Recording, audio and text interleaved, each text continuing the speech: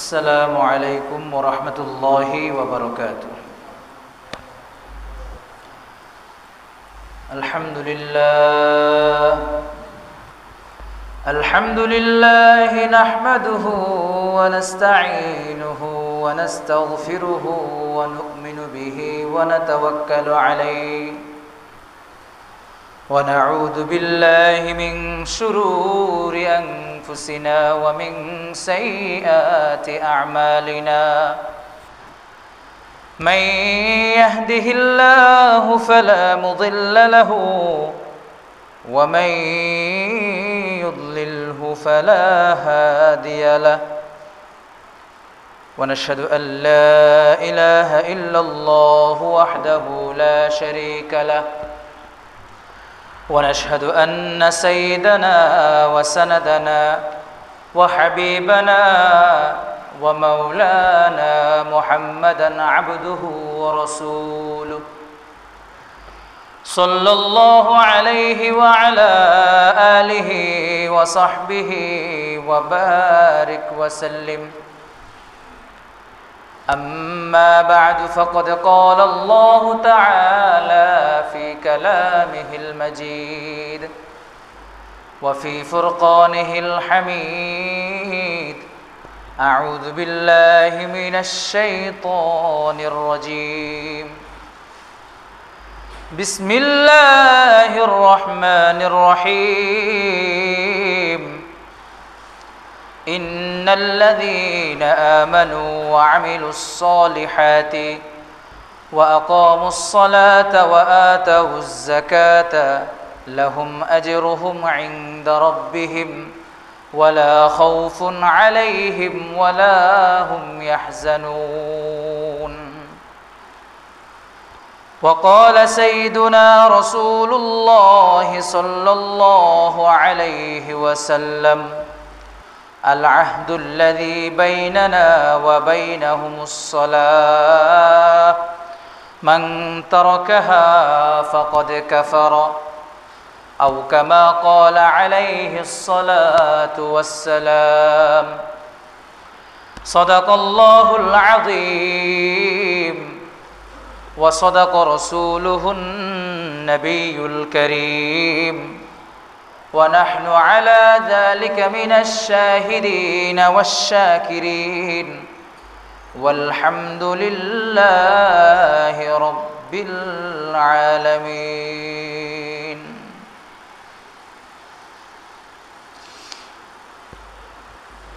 اللهم صل على سيدنا ونبينا وشفيعنا وحبيبنا ومولانا محمد صلى الله عليه وعلى آله وبارك وسلم. মহান আল্লাহ তাআলার দরবারে অসংখ্য অগণিত শুকরিয়া আদায় করি যে মহান রব্বুল আলামিন আমাদেরকে জুমার নামাজের পূর্বে আল্লাহর ঘর মসজিদে এসে কিছু কথা বলার এবং শোনার জন্য তৌফিক দিচ্ছেন। এই জন্যই সকলেই অন্তরস্থল থেকে শুকর আদায় করি আলহামদুলিল্লাহ। তারই সাথে লক্ষ কোটি দুরূদ সালাম বর্ষিত হোক আকায়ে নামদার তাজদারে মদিনা সরকারে দু আলম জনাবে মুহাম্মদুর রাসূলুল্লাহ সাল্লাল্লাহু আলাইহি ওয়াসাল্লামের উপর। মুহতারাম হাজিরিন, আমি আপনাদের সামনে পবিত্র কালামুল্লাহ শরীফ থেকে একখানা আয়াত তেলাওয়াত করেছি এবং রাসূলুল্লাহ সাল্লাল্লাহু আলাইহি ওয়াসাল্লামের একখানা হাদিস আমি আপনাদের সামনে পেশ করলাম। আর বলা বাহুল্য যে আমাদের আলোচনা একটা ধারাবাহিকতার মধ্যে চলছে, তাই আজকের আয়াত এবং হাদিসের আলোকে বিষয়বস্তু নির্ধারণ করলাম নামাজের লাভ লোকসান, নামাজের ক্ষতি এবং ফজিলত অথবা ফজিলত ও ক্ষতি। আল্লাহ তাআলা চান তো এই ব্যাপারে সাময়িক সংক্ষিপ্ত আলোচনা করার চেষ্টা করব। ওয়ামা তৌফিকি ইল্লা বিল্লাহ। মুহতারাম হাজিরিন, নামাজের ব্যাপারে আলোচনা করতে গেলে আমার জীবনটা শেষ হয়ে যাবে কিন্তু নামাজের ব্যাপারে আলোচনা করার ফজিলত বলা শেষ হবে না। আমরা গত সপ্তাহে শুনেছিলাম যে আল্লাহ তাআলা পবিত্র কালামুল্লাহতে সালাত শব্দ দিয়ে নামাজ উল্লেখ করেছেন 86 বার, এবং শুধু সালাত শব্দটা ব্যবহার করেছেন 99 বার। আল্লাহ তাআলা যেখানে পবিত্র কালামুল্লাহতে এক সূরাকে 2 বার আনেন নাই, মুহাম্মদুর রাসূলুল্লাহ সাল্লাল্লাহু আলাইহি ওয়াসাল্লামের নাম আনছেন কয়বার? একবার। আরেকবার আনছেন আহমদ নামে। একটা সূরা 2 বার আনেন নাই, রাসূলুল্লাহ সাল্লাল্লাহু আলাইহি ওয়াসাল্লামের নাম সেখানে একবার বা 2 বার আনলেন। সাহাবীদের মধ্যে মাত্র একজন সাহাবীর নাম যায়েদ রাদিয়াল্লাহু আনহু, যায়েদ ইবনে হারেসা, ওনার নাম আনলেন। সব নবীর নামও আনলেন না। সেখানে আল্লাহ তাআলা বান্দাকে খুশি হয়ে বান্দা যাতে করে নাজাত পায় এজন্য 86 বার নামাজের কথা আনলেন। আল্লাহু আকবার। যাতে করে বারবার আমরা যখন বাসায় থাকি, আমাদের বাবা যখন আমাদেরকে কোনো কাজের অর্ডার দেয়, অনেক সময় একঘেয়েমির কারণে আমরা একবারে শুনি না, 2-3 বার বলা লাগে। আল্লাহ তাআলা আমাদের অভিভাবক, আমাদের মাওলা, উনি আমাদেরকে লালন পালন করেন। এই জন্য একবার 2 বার বললে আমাদের মনে হয় গায়ে লাগে না। আল্লাহ তাআলা আমাদেরকে 86 বার নামাজের কথা বললেন। আল্লাহু আকবার। তিনি কতটুকু গফুর আমাদের জন্য। আল্লাহু গফুর। তিনি আমাদের জন্য কতটা দয়াশীল। বান্দা যাতে করে জাহান্নামে পড়ে না যায়, এজন্য আল্লাহ তাআলা হর হামেশা বান্দাকে উসিলা দিয়ে থাকে, হর হামেশা। বিগত সপ্তাহে আমরা হাদিস একটা পড়েছিলাম যে আপনি যখন ফরজ নামাজের পাশাপাশি সুন্নতগুলো আদায় করবেন, নফলগুলো আদায় করবেন, তো কিয়ামতের দিন যখন আপনি ফরজ নামাজের মধ্যে ঘাটতি পাওয়া যাবে, আল্লাহ তাআলা বলবেন দেখো ফেরেশতারা বান্দার কোনো নফল নামাজ আছে কিনা। যখন দেখবেন নফল নামাজ আছে, আল্লাহ তাআলা এই নফল নামাজগুলোকে বান্দার ফরজ নামাজের জায়গায় দিয়া হিসাব পরিপূর্ণ করে দিবেন। সুবহানাল্লাহি ওয়া বিহামদিহি। আর সেখানে আমাদের নামাজের প্রতি গাফিলতি দেখলে আমাদের মনে হয় যে নামাজ পড়তে গেছি তো ইমাম সাহেব মনে হয় আমাদের পকেট কেটে রেখে দিছে। এরকম হয়েছে নি কোনোদিন? আমাদের মনে হয় অনেক বড় ক্ষতি হয়ে যায়। মনে হয় মসজিদের সভাপতি সাহেব মসজিদে আসলে মনে হয় ধৈরেই মনে কয় যে 5,000 টাকা দেন, মসজিদের উন্নতি করা লাগবে, এরকম মনে হয় বিষয়টা। তাহলে নামাজ আমরা আসি না কেন? মনে হয় সেক্রেটারি সাহেব আসলেই বলে যে মসজিদের এই উন্নয়ন করা লাগবে, টাকা দেন। তাহলে যখন আমাদেরকে ইমাম সাহেব পকেট কাটতেছে না, সভাপতি সাহেব সেক্রেটারি সাহেব কালেকশনের জন্য তাড়াহুড়া করতেছে না, চাপাচাপি করতেছে না, তাহলে আমার আর নামাজের মাঝখানে তো কোনো বাধাই নেই। আমার যখন মনে হবে যে আমি বাজারে গেলে এখন আমার ক্ষতি হইতে পারে, আমি তো বাজারে যাবো না। আমার যখন মনে হবে বাজারে গেলে এখন আমার লাভ হইতে পারে, তাহলে তো আমি দৌড়াই বাজারে যাব। যখন আপনি জানলেন যে মসজিদে আসলে আপনার ক্ষতি নাই, নামাজে আসলে আপনার ক্ষতি নাই, আপনি কেন মসজিদে নামাজে আসলেন না? আর যখন মসজিদে আপনার জন্য খাবারের ইন্তজাম করে, আপনার তো ধৈর্য বান্ধা রাখা যায় না। আফসোস। আল্লাহ তাআলা আমাদেরকে বুঝার তৌফিক দান করুন। সকল বলে আমিন। নামাজের ব্যাপারে আলোচনা করতে করতে আমার মনে হয় একদিন আমার জিহ্বার থুক শেষ হয়ে যাইতে পারে। তাই আল্লাহকে ওয়াস্তে নামাজের প্রতি একটু যত্নবান হন। অন্য আমল করেন বা না করেন, অন্য আমলগুলো তো সিজনে আসে, নামাজটা ভাই আমার আপনার প্রতিদিনই আসে। গত সপ্তাহে বলতেছিলাম যে নামাজ মুমিনের জন্য মেয়ারাজ, আলোচনা শেষ করতে পারি নাই সময়ের কারণে। কেমনে নামাজ মুমিনের জন্য মেয়ারাজ? এটা কিন্তু আমরা মনে করি এটা একটা হাদিস, আসলে এটা একটা হাদিস না। এটা একটা আলেমের অথবা কোনো মনীষীদের একটা প্রবাদ বাক্য যে নামাজ মুমিনের মেয়ারাজ। যেমন আমরা বলি না টাকাই সব, পানির অপর নাম জীবন, তো সেরকমভাবে নামাজ মুমিনের মেয়ারাজ। কেন বললেন এত বড় কথা? মেয়ারাজ শব্দ তো আল্লাহ রাসূলের সাথে খাটে। অন্য কোনো নবী তো আর মেয়ারাজ পান নাই, পাইছে? অন্য কোনো নবী তো মেয়ারাজ পান নাই। রাসূলুল্লাহ সাল্লাল্লাহু আলাইহি ওয়াসাল্লাম মেরাজ পাইলেন, তো আলেমরা এই নামাজের সাথে মেরাজ শব্দ কেন লাগাইলেন? এই কারণেই লাগাইলেন যে এই নামাজটা ফরজ করা হয়েছে মেয়ারাজে যায়। আল্লাহু আকবার। শুধু তাই না, রাসূলুল্লাহ সাল্লাল্লাহু আলাইহি ওয়াসাল্লাম যখন আল্লাহ তাআলার কাছ থেকে ফিরে আসতেছেন, ইয়া আল্লাহ, আমার এতিম উম্মত, আমি তো মারা যাব, আমার এতিম উম্মতের জন্য তো আমি কোনো হাদিয়া নিয়ে যেতে পারলাম না। আমি যে আপনার জন্য আপনার কাছে আসলাম ইসরা মেরাজ করতে, আমার এতিম উম্মত তো কিছু পাইল না। আল্লাহ রাব্বুল আলামিনের পক্ষ থেকে হাদিয়া চলে আসলো 5 ওয়াক্ত নামাজ। যদিও 50 ওয়াক্তের ঘটনা আমরা জানি, শেষমেশ 5 ওয়াক্ত। রাসূলুল্লাহ সাল্লাল্লাহু আলাইহি ওয়াসাল্লাম বলতেছেন, ইয়া আল্লাহ, আমি তো আপনাকে স্বচক্ষে দেখেছি, প্রিয় হাবিবকে স্বচক্ষে দেখে অনুভব করেছি, আমার এতিম উম্মত তো আপনারা দেখলেও না। আল্লাহ তাআলা বলতেছেন, তোমার এতিম উম্মত যখন নামাজে দাঁড়াইবে 5 ওয়াক্ত নামাজে, শুধু 5 ওয়াক্ত নামাজ না, সেই যখন আমার দিকে কিবলা করে আমাকে হাজির নাজির করে যখন সে নামাজে দাঁড়াইবে, সে যতবার নামাজে দাঁড়াবে আমি তার সামনে এসে দাঁড়াবো। আল্লাহু আকবার, আল্লাহু আকবার, আল্লাহ তাআলা কত বড়। আপনি যখন বলেন আলহামদুলিল্লাহি রাব্বিল আলামিন, আল্লাহ কি বলে জানেন? হামিদানি আবদি, হামিদানি আবদি, আমার বান্দা আমার প্রশংসা করতেছে, দেখাইতেছে ফেরেশতাদেরকে, দেখো ফেরেশতারা, তোমরা বলছিলে না ওয়াসফিকুদ্দিমা, রক্ত কোলাহল গড়াবে, ইন্নী জাইলুন ফিল আরদি খলিফা, আল্লাহ বলতেছেন আমি দুনিয়ার মধ্যে মানুষ পাঠাবো। ফেরেশতা বলতেছে ক্বালু আতাজআলু ফিহা মান ইউফসিদু ফিহা ওয়া ইয়াসফিকুদ্দিমা, আপনি কি এমন জাতি পাঠাইবেন যে যারা দুনিয়ার মধ্যে ফিতনা ফাসাদ করবে, রক্তপাত ঘটাইবে? ওয়া নাহনু নুসাব্বিহু বিহামদিকা ওয়া নুকদ্দিসু লাক, আমরাই তো আছি আপনার গুণগান গাইতে, আবার মানুষ বানানোর কি দরকার? আল্লাহ বলতেছেন ইন্নী আ'লামু মা লা তা'লামুন, আমি যা জানি তোমরা তা জানো না।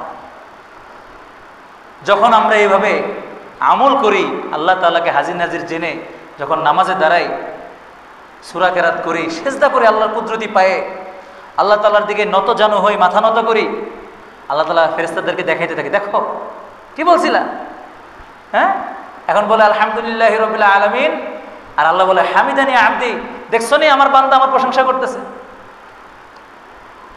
দেখছো নি প্রশংসা করতেছে। ফেরেশতারা শর্মিন্দা হয়, ফেরেশতারা শর্মিন্দা হয়। আল্লাহ তাআলা এতটুকু শ্রেষ্ঠত্ব দিয়েছেন আমাদেরকে নামাজ দিয়া। আমরা তো প্রায় সময় আলোচনা করি যে রোজা, হজ, যাকাত তো সিজনেই আসে, নামাজ তো আমার প্রতিদিনই আসে। আমরা নামাজ কেমনে পড়ি? রাসূলুল্লাহ সাল্লাল্লাহু আলাইহি ওয়াসাল্লামের জামানার পরের একটা ভবিষ্যৎবাণী আল্লাহ তাআলার কোরআনে আছে, ফাখলাফা মিন বা'দিহিম খালফুন আদাউস সালাত ওয়াত্তাবাউশ শাহাওয়াত ফাসাউফা ইয়ালকাউনা গায়্যা, নাউযু বিল্লাহি মিন যালিক। আল্লাহ তাআলা বলতেছেন তাদের পরে আরেকটা জাতি আসবে যারা নামাজ দেখলেই ডরাইব, নামাজ দেখলেই তারা পালাবে, নামাজ দেখলেই তারা দৌড়াবে। তাবলীগের লোকেরা আসছে, অথবা আমার কোনো মুরব্বী হইতে পারে, এ বাবা আসো নামাজে আসো, কয় শরীর ভালো না, বয়স 14 বছর, কয় শরীর ভালো না। ওরা কি করতে মনে চায় বলেন? ওরে আমি বললাম তুমি নামাজে আসো, কয় শরীর ভালো না। ওই যে বড় ভাইরা করে, আমার বড় ভাইরা করছে, আমার বাপ চাচারা করছে, আমি দেখছি যে হুজুরা ধরে নামাজে নিয়ে যেতে গেলেই হুজুর শরীর ভালো না, শরীর ভালো না, এখন সেও বলে শরীর ভালো না। আল্লাহ তাআলা বুঝার তৌফিক দান করেন, সকল বলে আমিন। বলতেছে আল্লাহ তাআলা বলতেছেন ফাসাউফা ইয়ালকাউনা গায়্যা, অচিরেই এই জাতিকে আমি গইয়ার মধ্যে নিক্ষেপ করব, নাউযু বিল্লাহি মিন যালিক। গইয়া বলা হয় কাকে? জাহান্নামের একটা তলদেশ আছে যেখান দিয়ে রক্ত, পুজ এগুলা প্রবাহিত হয়, এখানে নিয়ে ফালাইবে। ফাওয়াইলুল লিল মুসাল্লিন আল্লাযীনা হুম আন সালাতিহিম সাহুন। ওয়াইল একটা জাহান্নামের নাম, ওয়াইল। এই ওয়াইলুন ওই সমস্ত মুসলমানদের জন্য, মুসল্লিদের জন্য, আল্লাযীনা হুম আন সালাতিহিম সাহুন, যারা তাদের নামাজের ব্যাপারে বেখবর ছিল। ফজর চলে গেছে, কইতেও পারে না। আমার কত ভাই বোনেরা আছে যে ফজরের নামাজ যে আজকে চলে গেছে সে বলতেও পারে নাই, এমন আছে এখনো ঘুমাইতেছে। সকাল 10টা বেজে গেছে, পাখিগুলা মুরগিগুলাও ডাকাডাকি বন্ধ করে দিছে, কিন্তু তার ঘুম বন্ধ হয় নাই। সে কি এটা জানে না যে ঘুম ভাঙলেই সকাল, না ভাঙলে পরকাল ছিল? সে এটা জানা নাই। যে ঘুমটা ভাঙলে আমার সকাল হইব, নাহলে আমার পরকাল হয়ে যাব, সেটা বুঝে নাই। সে মোবাইলে অ্যালার্ম দেয় নাই, সে মোবাইলটাকে জায়েজ বানায় নাই, সে সারা রাত কথা বলছে, সে সারা রাত মোবাইলটা বাজে কাজে ব্যবহার করছে, কিন্তু অ্যালার্মটা দেয় নাই, ফজরের নামাজের অ্যালার্ম। নামাজ চলে গেছে, মুরগি ডাকা বন্ধ করে দিছে, পাখি ডাকা বন্ধ করে দিছে, সূর্য তার আসল রূপে চলে আসছে, গরম, তীব্র গরম দিয়ে দিতেছে, সে এখনো মরার মতো ঘুমাইতেছে। আফসোস, আমরা কবে বুঝবো? আর আল্লাহ তাআলা আমাদের জন্য জাহান্নাম রেডি করে রাখছেন। ফাসাউফা ইয়ালকাউনা গাইয়া, গাইয়া হলো এমন এক জাহান্নাম, যে জাহান্নামের মধ্যে পানিটা যায় হলো রক্তপুঞ্জ, নাউজুবিল্লাহ। আমাদেরকে খাওয়াবে তো জাহান্নামে গেলে? আল্লাহ তাআলা আমাদেরকে বাঁচায় দেন, সকল বলি আমিন। যারা নামাজের ব্যাপারে বেখবর থাকে, নামাজের কথা শুনলেই দৌড় দেয়, তাদের জন্য রয়েছে দুইটা জাহান্নাম। কয়টা জাহান্নাম? একটা হচ্ছে গইয়া, আরেকটা হচ্ছে ওয়াইলুন, ওয়াইল। ফাওয়াইলুল লিল মুসাল্লিন আল্লাযীনা হুম আন সালাতিহিম সাহুন। আপনারা পড়ছেন না আর আয়াতুল্লাযী সূরা? ফাওয়াইলুল লিল মুসাল্লিন আল্লাযীনা হুম আন সালাতিহিম সাহুন। আমরা তো দেখা যায় মাশাআল্লাহ সবাই এই সূরাটা পারি। তাহলে আপনার আমার জানা আছে এই সূরা, একদিনও কি চেষ্টা করছি এই সূরার মধ্যে আসলে কি, আমি যে এই কয়টা সূরা পারি, 10টা সূরা পারি, 10টা সূরার মধ্যে কি আছে? আপনারা আমি যখন ওই বাইরের জগতের দিকে একটু তাকাবো, যারা দেখবেন নব নব মুসলিম হয়, নতুন নতুন মুসলমান হয়, এদের ঘটনাগুলো একটু দেখেন। এরা বলবে কি যে একটা আয়াতের অর্থ দেখে সে মুসলমান হয়ে গেছে, আছে না? একটা সূরা সে জানতো, একটা প্রশ্নের তার উত্তরের দরকার ছিল, তো সে কোরআন থেকে একটা উত্তর পেয়ে গেছে, সে মুসলমান হয়ে গেছে। সুবহানাল্লাহ। আর আমি 11টা 12টা 10টা সূরা 20টা সূরা পারি, আমরা একটু খোঁজ খবরও রাখি না যে সূরাগুলো আসলে আল্লাহ কি বলছেন। আল্লাহ তাআলা বলতেছেন নামাজের ব্যাপারে তুমি বেখবর হয়ে যাইবা। আল্লাহ তাআলা বলতেছেন ইন্নাল্লাযীনা আমানু ওয়া আমিলুস সলিহাত ওয়া আকামুস সালাহ ওয়া আতাউয যাকাহ লাহুম আজরুহুম ইনদা রাব্বিহিম ওয়ালা খাউফুন আলাইহিম ওয়ালা হুম ইয়াহজানুন। নিঃসন্দেহে যারা ভালো কাজ করে, যারা ঈমান এনেছে, যারা ভালো কাজ করে, ওয়া আকামুস সালাহ নামাজকে কায়েম করে, ওয়া আতুয যাকাহ যাকাত প্রদান করে, লাহুম আজরুহুম তাদের জন্য রয়েছে পুরস্কার, ইনদা রাব্বিহিম তাদের প্রভুর পক্ষ থেকে। সুবহানাল্লাহ। আমরা সকলে জানি না খেদমতে খোদারাজি, ইবাদতে জান্নাতি। হ্যাঁ, একটা কথা ছোটবেলা শুনছি, আমার ওস্তাদরা আমাদেরকে একবার বুঝাইলেন কথাটা, যে তুমি ইবাদত করলে জান্নাতে যাইবা, খেদমত করলে তুমি আল্লাহরে পাইবা, তোমার কোনটা লাগবে? তা আমি বলি আমার আল্লাহরই লাগবে। যদি জান্নাতের মালিকরেই পাইয়া যায়, তাহলে জান্নাতের দরকার আছে? জান্নাতের মালিক পাইলে জান্নাতের দরকার আছে নি? নাই। তো আল্লাহ তাআলা সরাসরি বলতেছেন লাহুম আজরুহুম ইনদা রাব্বিহিম, তাদের প্রভুর পক্ষ থেকে তাদের জন্য রয়েছে পুরস্কার। কি পুরস্কার? কি পুরস্কার জানেননি? যখন হিসাব নিকাশ শেষ হয়ে যাবে, হিসাব নিকাশ শেষ, জান্নাতীদেরকে জান্নাত দেওয়া হয়ে যাবে, জাহান্নামীদেরকে জাহান্নামে পাঠানো হয়ে যাবে। এত নাজ নেয়ামত, এত নাজ নেয়ামত জান্নাতের মধ্যে থাকবে, কিন্তু জান্নাতে যারা যাইব এদের মধ্যে হাহাকার, হাহাকার। ফেরেশতারা বলবেন ইয়া আল্লাহ, আপনার বান্দাদেরকে তো আপনি জান্নাত দিলেন, অফুরন্ত নেয়ামত দিলেন, তারা তো হাহাকার করতেছে।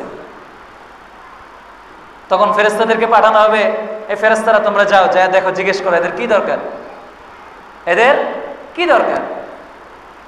ফেরেশতা হিসেবে জিজ্ঞেস করবে, হে জান্নাতবাসী, তোমাদের কি প্রয়োজন, কি কারণে তোমরা এরকম মলিন হয়ে আসো?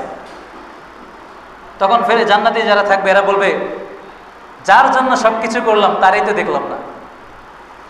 যার জন্য সবকিছু করলাম, যে হাবিবের জন্য দুনিয়াতে এত কষ্ট মুজাহাদা করলাম, জিহাদ করলাম, শহীদ হইলাম, নামাজ পড়লাম, মুজাহাদা করলাম, দান খয়রাত করলাম, যে মালিক আমারে আপনারে জান্নাতে পাঠাইলো, আমাকে পাঠাইলো, আপনারে পাঠাইলো, আমি মালিকরে দেখলাম না। আল্লাহ বলবেন পারমিশন গ্রান্টেড, এই পুরস্কারটা, রিওয়ার্ডটা গ্রান্টেড, দেওয়া হইল। আল্লাহ তাআলা তার কুদরতের যে পর্দা আছে, পর্দাটা সরাই নেবেন, বলবেন আর রহমান আল্লামাল কোরআন খলাকাল ইনসান আল্লামাহুল বায়ান। 4 আয়াত পড়া লাগবে না, আল্লাহ তাআলা শুধু বলবেন আর রহমান। এই কথা বলার পরে কি হবে জানেন? এই কথা বলার পরে দুনিয়াতে পরের আয়াত শোনার মতো কোনো মানুষ আর জীবিত থাকবে না, মানে ঘুমায় যাবে সব। আল্লাহ তাআলা শুধু বলবেন আর রহমান, আমি দয়ালু। এ কথা আল্লাহ তাআলা বলার সাথে সাথে পুরা জান্নাতের যত সোসাইটির যত মানুষ আছে সব মানুষ ৭০,০০০ বছরের জন্য অজ্ঞান হয়ে যাবে। সুবহানাল্লাহ। আল্লাহ তাআলা সুর শোনার পরে তাহলে লাহুম আজরুহুম ইনদা রাব্বিহিম, আল্লাহ তাআলা বলতেছেন যারা নামাজ কায়েম করতেছেন, যারা যাকাত আদায় করতেছেন, তাদের জন্য তাদের প্রভুর পক্ষ থেকে কি রইল? পুরস্কার, উজরত। পুরস্কারটা কি? প্রভুর দিদার। প্রভুরে পাওয়া গেলেন, জান্নাতের প্রয়োজন নাই। প্রভু। লা খাউফুন আলাইহিম ওয়ালা হুম ইয়াহজানুন। আর যারা এই নামাজকে কায়েম করবে, যাকাতকে প্রদান করবে, তাদের প্রভুর পক্ষ থেকে তো তাদের জন্য রয়েছে পুরস্কার। ঠিক আছে, লা খাউফুন আলাইহিম ওয়ালা হুম ইয়াহজানুন, তাদের কোনো ভয়ও নাই, চিন্তাও নাই। লা নাসআলুকা রিজকা, রিজিকের চিন্তাও নাই, যে রিজিক তোমার চাওয়া লাগবে না, রিজিক আমি তোমারে দিব। এই জন্য নামাজের প্রতি যত্নবান হওয়া ভাই, নামাজের প্রতি যত্নবান হওয়া। মুমিনের সিফাতের নিয়ে আলোচনা করতেছি এখন পর্যন্ত।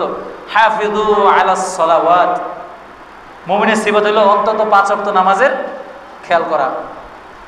অন্তত ৫ ওয়াক্ত নামাজের খেয়াল করা।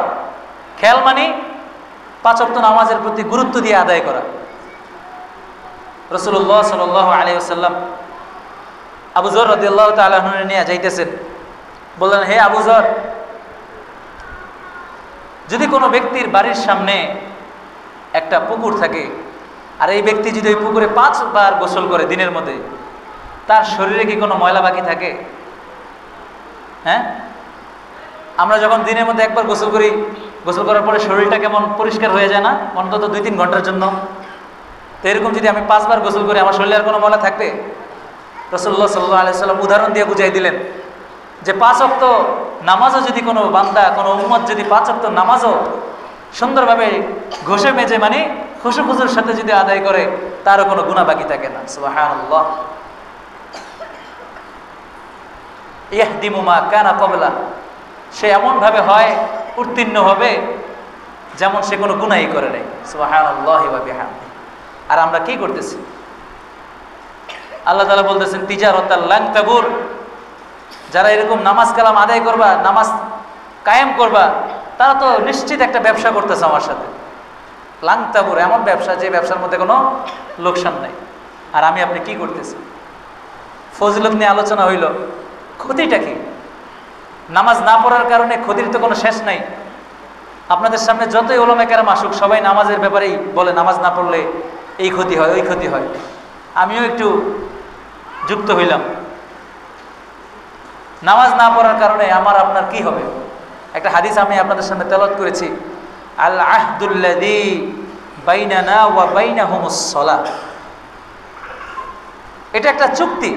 নামাজ একটা চুক্তির নাম, যেটা বাইনানা ওয়া বাইনাহুম, মুসলমান এবং বিধর্মীদের মধ্যে পার্থক্য করার জন্য একটা চুক্তি হলো নামাজ। মান তারাকাহা ফাকাদ কাফারা, যে নামাজকে ছেড়ে দিল সে কুফরি করল। মান তারাকাস সালাহ মুতাআম্মিদান ফাকাদ কাফারা, যে ইচ্ছাকৃতভাবে নামাজকে ছেড়ে দিল সে কুফরি করল, সে কুফরি করল। এখন আপনারা ব্যাখ্যা জিজ্ঞেস করতে পারেন, হুজুর নামাজ না পড়লে কি কাফের? না, আমি এটা বলিনি। বলছি ইচ্ছাকৃত নামাজ ছেড়ে দেওয়া মানে নামাজকে মনে প্রাণে অস্বীকার করা। আর এটা বলা কোনো অবকাশ রাখেই না। যে ব্যক্তি আজকে নফল ছেড়ে দিতেছে, মনে রাখবেন সে ওয়াজিবও ছেড়ে দিবে, একদিন সে ফরজও ছেড়ে দিবে, তারপরে নাস্তিক হয়ে যাবে। নাউজুবিল্লাহ মিন যালিক। এই জন্য নামাজের প্রতি যত্নবান হই। আমরা যারা অভিভাবক আছি, আমাদের ছোট ছোট বাচ্চারা মসজিদে আসে, ভালোই লাগে, নিয়ে আসবেন, নিয়ে আসবেন বাচ্চাদেরকে মসজিদে নিয়ে আসবেন। বাচ্চাদেরকে এখনই নামাজের জন্য তাগিদ দেন। ওই 7 বছর 12 বছর তো রাসূল সাল্লাল্লাহু আলাইহি সাল্লাম বলেছেন, রাসূল সাল্লাল্লাহু আলাইহি সাল্লামের জামানায় 7 বছর থেকে 9 বছরের ছেলেরা জিহাদে যাওয়ার জন্য, অংশগ্রহণ করার জন্য মারামারি করছে। শুনেন নাই গল্প? মুআজ আর মুআউইজ, আবু জেহেলের যারা হত্যা করছে রাদিয়াল্লাহু আনহুমা, 2 ভাই। ইয়া রাসূলুল্লাহ, আমরা জিহাদে যাবো। তো রাসূল সাল্লাল্লাহু আলাইহি সাল্লাম বলছেন, না তোমরা ছোট, তোমরা জিহাদে যাবে কেমনে? তোমরা তো কিছু করতে পারবে না, মারামারি তো পারবে না। কেন? আমরা পারবো। দিছে 2 জনের মধ্যে লাগাই দিয়া মারামারি করো। তো দুইজনে মারামারি করছে দেখে সমান সমান। তো তাদের এই চিন্তা চেতনা দেখে রাসূলুল্লাহ সাল্লাল্লাহু আলাইহি সাল্লাম তাদেরকে নিয়ে গেলেন বদরের ময়দানে। যে আবু মুসা আশআরী রাদিয়াল্লাহু তাআলা আনহু, ওনার কাছে গেলেন দুই সাহাবী, ছোট ছোট সাহাবী, বললেন, চাচা আমার নবীকে কষ্ট দেয় ওই লোকটাকে, নামটা কইতে পারে না, আমার নবীকে কষ্ট দেয় ওই লোকটাকে। বলতেছে ওই যে ঘোড়ার উপরে, কথার কথা কালো ঘোড়া, ওই যে কালোর ঘোড়ার উপরে একটা লোক সামনের থেকে আসতেছে, এদের সিপাহী সালা হইতে পারে, সেনাপতি টাইপের, ওই লোকটা আমার নবীকে কষ্ট দিছে। আবু মুসা আশআরী রাদিয়াল্লাহু তাআলা আনহু বলতেছেন যে আমি দেখাই দিছি এই কারণে না যে তারা যুদ্ধে অংশগ্রহণ করবে, আমি দেখাই দিছিলাম যে আবু মুসা আশআরী বলতেছেন আমি দেখাই দিছি যে আমাকে সে অনেক কষ্ট দিছে, আমার নবীকে অনেক কষ্ট দিছে, এই জন্য একটু তারে দেখাই দিলাম। কিন্তু আমি দেখাই দেওয়ার পরে তাদেরকে আর জায়গায় দেখি নাই। তারা মুহূর্তের মধ্যে আবু জেহেলকে ভুলুণ্ঠিত করলো, মুহূর্তের মধ্যে আবু জেহেলকে ঘোড়ার থেকে নামায়া একদম ফিল হাল কতল করে দিল। যখন জানটা যায় যায় ভাব, তখন আবু মুসা আশআরী রাদিয়াল্লাহু তাআলা আনহু দৌড়ায় গেলেন, যে বাকি কাজ আঞ্জাম দিলেন। তাহলে 7 বছর থেকে 9 বছরের বাচ্চারা, আমরা চিন্তা করি যে না বাচ্চা ছোট থাক, ঘুমাক, ফজর নামাজটা পড়া নাই, বাবা নামাজ পড়তে যায়, বাবা ফজর নামাজ পড়তে যায়, তো মারেও ডাক দেয়, বোনেরও ডাক দেয়। বাচ্চাটা যখন ঘুমায়, থাক পোলাটা ঘুমাইছে, 7 বছর হয়, ছোট মানুষ থাক। আর দেখছেন নি সাহাবায়ে কেরাম খালি বিয়ে করতে গেলেই ওই ছোট ছোট বয়সের খালি কিচ্ছা কাহিনী খুঁজেন, আর এখানে জিয়াদের কিচ্ছা কাহিনী খুঁজেন না, জিয়াদের আর কিচ্ছা কাহিনী খুঁজেন না যে 9 বছর বাচ্চারা কি করছে। 7 বছর থেকে 9 বছরের বাচ্চারা কি পরিমাণ মুজাহাদা করছে রাসূলুল্লাহ সাল্লাল্লাহু আলাইহি সাল্লামের জীবনে, পেটে পাথর বাইন্দা, সেইগুলো আর দেখেন না, খালি খুঁজেন বিয়ে শাদীর ইতিহাস। আল্লাহ তাআলা বোঝার তৌফিক দান করুন, সকলে বলে আমিন। বাচ্চারা যারা আছে এদেরকে আমরা নামাজের প্রতি আহ্বান করব। বাচ্চারা যখন নামাজ পড়বে, দেখেন আমি বাচ্চাদের কথা কেন বারবার বলি, বাচ্চারা যখন বারবার নামাজে আসবে, যখন কোরআন তেলাওয়াত করবে, তখন আপনি বাচ্চার সামনে শরমে বসে থাকতে পারবেন না, আপনি চলে আসতে হবে। এই জন্য বলি, নয়তো বাচ্চার থেকে আপনি বেশি ইম্পর্টেন্ট, আমার কাছে আপনি বেশি ইম্পর্টেন্ট। আমি বাচ্চার কথা বলি এই কারণে, বাচ্চা যখন নামাজে যাবে বলবো আব্বা আইয়েন, ভাইয়া আসেন, নিজের থেকে যখন ডাক দিবে। আমার একটা ভাতিজা আছে, আমার মামতো ভাইয়ের ছেলে, মাদ্রাসায় পড়ে 2তে, আমাদের বাসার পাশেই থাকে। তো নামাজের আধা ঘন্টা আগে, মানে আজানের আগে সেই মসজিদে চলে যায়। তার দেখা দেখি এখন আমার মামা আলহামদুলিল্লাহ নামাজি হয়ে গেছে। আমার মামারে আমি হুজুরেও বয়ান দিয়ে লাভ হইতো না, আমি বলতাম যে মামা নামাজে পড়েন না, মামা পড়বো যাও যাও তুমি যাও, আমি পড়বো। এখন এর নাতিটা যখন দেখছে পাঞ্জাবি পায়জামা পরে 1:45 সময় মাদ্রাসা থেকে আসে, আবার 10-15 মিনিট পরে দাদারা টানে, চলেন দাদা নামাজে যাই, চলেন দাদা নামাজে যাই। আলহামদুলিল্লাহ আমার মামা এখন আগের থেকে অনেক তুলনায় মসজিদে যায়। এই জন্য আপনাদের কাছে আমার আকুল আবেদন এটা, যে বাচ্চাদেরকে, পরবর্তী প্রজন্মদেরকে নামাজের ব্যাপারে তো বোঝানোই, যাতে করে এদের মাধ্যমে আমরা নাজাত পেয়ে যাই, এটা একটু খেয়াল করা। আল্লাহ তাআলা আমাদেরকে বুঝার তৌফিক দান করেন, সকলে বলি আমিন। নামাজের ক্ষয়ক্ষতির ব্যাপারে আলোচনা করতেছিলাম। এক ওয়াক্ত নামাজ যদি আপনি ছেড়ে দেই, ইচ্ছাকৃত ছেড়ে দেই, যে নামাজ পড়লাম না, একটা হলো নামাজ কাজা। আপনারা আমার সাথে যে কয়জনই কথাবার্তা বলছেন নামাজের ব্যাপারে, আমি এখন পর্যন্ত কারো বলি নাই যে নামাজ কয়েক তো ছাড়ছেন অথবা ফজর নামাজ ছাইরা দিছেন কিনা। আমি বলছি ফজর নামাজ কি কাজা হয়েছে কিনা। এ কথা কেন বলি, আমি অন্তত ধারণা রাখি সে কাজা করে হইলেও পড়ে লাগবে, কাজা করে হইলেও পড়ে ফেলবে। দেখেন এক ওয়াক্ত নামাজ কাজা করলে কি হয়, ইচ্ছাকৃত 2,88,000 বছর অথবা 2,88,00,000 বছর জাহান্নামে থাকতে হবে। এটা হলো এক ওয়াক্ত নামাজ কাজা করার কারণে। এই জন্য আমি কই না অন্তত এই কমটা, তাহলে বেশিটা কি, বেশিটা হলো 2,88,00,000 মানে 88 লক্ষ বছর, এটাকে 70 দিয়ে গুণ দেন, 230 কোটি জাহান্নামে থাকতে হবে। 230 কোটি বছর জাহান্নামে থাকতে আপনার মাত্র 70 বছর, 75 বছর, 80 বছরের জীবন কল্পনা করে পান না, এত কষ্ট করে রাখবেন। আপনি 2,88,00,000 বছর অথবা 230 কোটি বছর জাহান্নামে থাকবেন, কল্পনা করে দেখেন। আরো শুনবেন, ফি ইয়াউমিন কানা মিকদারুহু 50,000 সানা। এই 230 কোটি বছরের যে একটা দিন আছে, ওই একটা দিন দুনিয়ার 50,000 বছরের সমান। আরো 50 দিয়ে গুণ দেন, 50,000 দিয়া ক্যালকুলেটর ভাঙ্গা যাবে, লিটারালি ক্যালকুলেটর ভাঙ্গা যাবে। তাই এখনো সময় আছে। আমরা যারা মনে করতেছি বয়স তো শেষ, নামাজ কালাম দিয়ে কী করবো, কয়েকদিন আগে একটা বাসায় গেছিলাম, আল্লাহ মাফ করছেন আমার, আমি জানতাম না, পরবর্তীতে আর নিয়ত করিনি এই বাসায় যাবো। তো বলতেছে বাসার লোক নামাজ পড়ো না, নামাজের কথা বললে কয় নামাজ পড়ানো লাগতো না, নাউজুবিল্লাহি মিন যালিক। আমি এখন পর্যন্ত ওই লোকের কথা আর শুনিও নাই, আর আল্লাহ যদি আমার আরেকবার দাওয়াত আনে আমি এই দাওয়াতে যাব না, বলে দিলাম। একজন আছে নামাজ পড়তে পারে নাই, কাজা হয়েছে বা সুযোগ পায় নাই, পড়ে ফেলবে ইনশাল্লাহ, আর সে একবার নামাজ পড়ানোই লাগতো না। সে কোন বাবার মুরিদ, বাবার একটু দেখার দরকার, কারণ নামাজই লাগতো না। আমি জিজ্ঞেস করলাম সে কি পরকাল বিশ্বাস করে? বলে হ্যাঁ পরকাল বিশ্বাস করে, বাবারা তো পরকাল বিশ্বাস করে। আমি একটু মানে হিসাব কিতাব মিলাইলাম যে পরকাল বিশ্বাস করে, নামাজ রোজা লাগবো না বলে। এই বাবার একটু দেখতাম। আল্লাহ তাআলা আমাদেরকে বুঝার তৌফিক দান করেন, নামাজ কালামের প্রতি অনেক যত্নবান হই। আর আপনারা যারা ভাই নামাজি আছেন, আলহামদুলিল্লাহ, আপনাদেরকে দেখলে আমার মনটা ভরে যায়। মসজিদটা একটু বেশি বেশি আসবেন। আল্লাহর ঘর মসজিদে এসে নামাজ পড়ার গুণ, যদি আপনি আমাদের এই মসজিদ না, শুধু বাংলাদেশের যে কোনো মসজিদে নামাজ পড়েন, তাহলে ঘরের তুলনায় 25,000 গুণ বেশি সওয়াব। কত হাজার গুণ? 25,000 গুণ।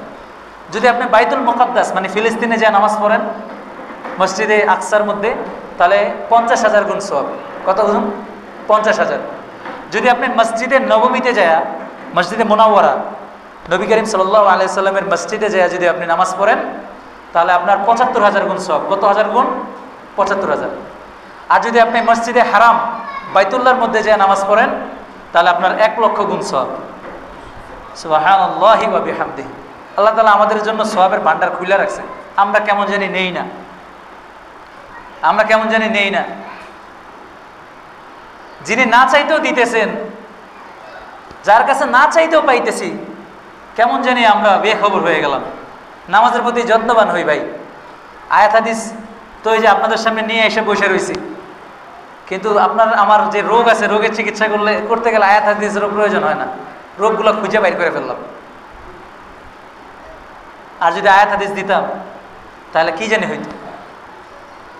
যখন ফেরেশতারা আমাদেরকে নিয়ে গবেষণা করা শুরু করলো, এ আল্লাহ এদেরকে কাদেরকে বানাইতেছেন, এরা তো দুনিয়াতে নাইমা ফিতনা ফাসাদ করবো। আল্লাহ তাআলা বলতেছেন যে না, আমি যা জানি তোমরা তা জানো না। দুনিয়াতে পরে মানুষের রুহু বানাইলেন। রুহু বানানোর পরে আল্লাহ তাআলা জিজ্ঞেস করলেন, আলাস্তু বিরব্বিকুম? ক্বালু বালা, আমি কি তোমাদের প্রভু নই? আমরা বললাম অবশ্যই অবশ্যই। কি বলছি? অবশ্যই অবশ্যই। ফেরেশতাদেরকে সাক্ষী রাখছে। ফেরেশতারা দেখো আমার বান্দারা ওয়াদা করতেছে, আমার বান্দারা ওয়াদা করতেছে যে আমি তাদের প্রভু, তোমরা সাক্ষী থাকো। ওয়াদা ভঙ্গ করা কার আলামত? মুনাফিকের আলামত। কার আলামত? ইন্নাল মুনাফিকিনা ফিদ দারকিল আসফালি মিনান নার। বানায় কিছু বলি নেই, কোরআনের আয়াতই বললাম। এখন শোনেন, ইন্নাল মুনাফিকিনা ফিদ দারকিল আসফালি মিনান নার অর্থ কি? আল্লাহ বলতেছেন নিশ্চয়ই মুনাফিকদের জায়গা হচ্ছে জাহান্নামের তলদেশে, মানে যেখান থেকে লাকড়ি দেন। আমরা চুলায় যখন চুলা জ্বালাই, লাকড়ি কি পাতিলের সাথে লাগাই নাকি নিচে লাগাই? নিচের থেকে আগুনটা উপরের দিকে উঠে, তাই তো? এই মানুষকে আর গাছ, যে লাকড়িগুলো ব্যবহার করা হবে, পাথর, এই তিনটা উপাদান দিয়ে আল্লাহ তাআলা জাহান্নামকে আগুন দিবেন। এই মুনাফিকগুলো দিয়ে আল্লাহ তাআলা জাহান্নামে আগুন দিবেন। আল্লাহ তাআলা আমাদেরকে হেফাজত করেন, সকল বলে আমিন। তওবাতিল্লাহ করি, আল্লাহুম্মা জাআলনা মিনাল মুতাতাহহিরিন, আল্লাহুম্মা জাআলনা মিন ইবাদিকাস সলিহিন। দোয়া বেশি বেশি পড়ি, ইনশাআল্লাহ আল্লাহ তাআলা হেদায়েত দিয়ে দেবেন। আল্লাহ তাআলা আমাদেরকে বুঝার তৌফিক দান করেন, সকল বলে আমিন।